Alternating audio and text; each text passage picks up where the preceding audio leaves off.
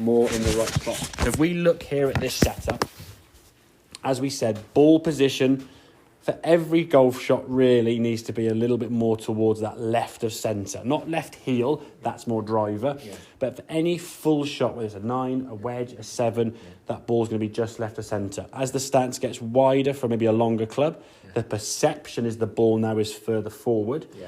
If you're playing a little chip shot, the right foot now will come in here. Well, that blue line now, if your right foot was on that blue line and the yellow line represents the golf ball, that ball now is back of your stance. Yes. But you're not moving the ball up and down. You're just moving your stance in accordance for the shot you've got. Exactly, yeah. But generally speaking, in terms of that setup, head's nicely behind the golf ball, hands are nicely in front, as you can see. Okay, so we're in a good start position there, okay? In terms of length of backswing, it's not short. That's a pitching wedge. I mean, your 7-9 was probably going about there somewhere. So we're creating some movement now. We're creating some length in the swing. Your shoulder turn is there. Well, that's 90, so 75? Not far off where you need to be. It's not as if it's going back nothing. So I think where you thought you were going back to kind of here somewhere, you are going far enough. So don't try and resist it. Don't think, oh, when I swing shorter, it's better. Just... You've got to find and feel where full is and just go comfortably to that. And when you sort of feel that kind of like, with a stretch, that's your mark. Don't think, oh, I can't go too far, and then stiffen up and lock up and just everything gets tense, okay? From there now, we're getting a nice movement down to golf ball. At impact, as we said, hands are just about on top of the golf ball. Head's just behind the golf ball there at impact, okay? So reasonably good movement there, okay?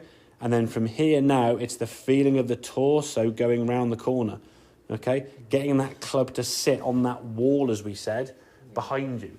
What you were fearful of is the club face kind of flipping over this way, and your response or your action was, okay, I'll swing the golf club out that way. Problem is, it starts swinging the club up and out. You're going to thin a lot of shots. And it's pulling me off my feet.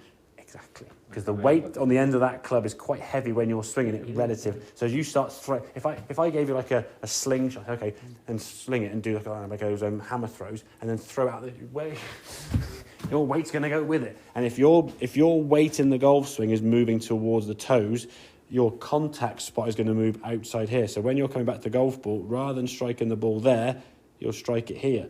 So you'll probably catch more the heel of the golf club, hence the old unmentioned was off to the right there.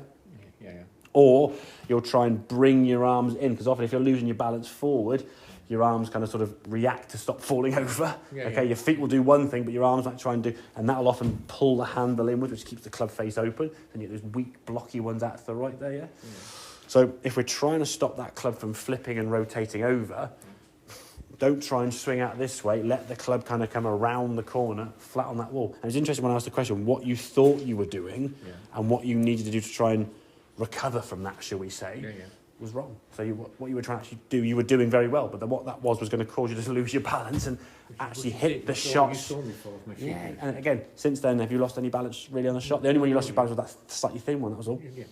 So not a problem, okay? So work on that moving on the corner, okay? And I think in terms of swings, if, like on those last two, if you hit one where you hit the ground behind the ball, okay, fine. It's 1 out of 7 right shots, it's a pattern. The 6-7 shots prior to hitting the green was your pattern. That's an anomaly. The next one you caught a little bit thin, hit the middle of the ball, top of the ball, and you whizzed it low.